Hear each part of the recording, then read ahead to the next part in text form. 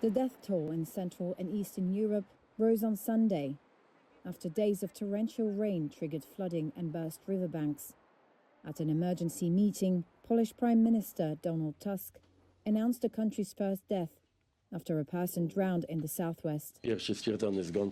Tusk said about 1,600 people were evacuated from their homes and expected many more to be forced to leave home, with more rain forecast for the next 2 days.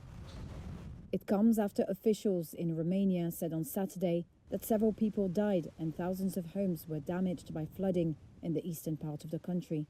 In Galați County, residents faced fast-flowing floodwaters that destroyed their homes and killed pets and livestock. It destroyed everything. I don't have anything left. The beds are filled with mud, the pillows are filled. I have nowhere to sleep. Nothing.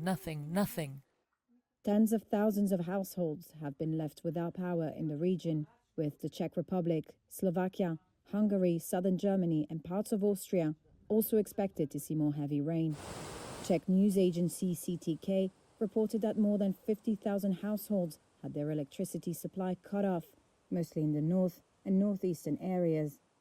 Forecasters warned that parts of the country could see more than a third of average annual rainfall by Sunday.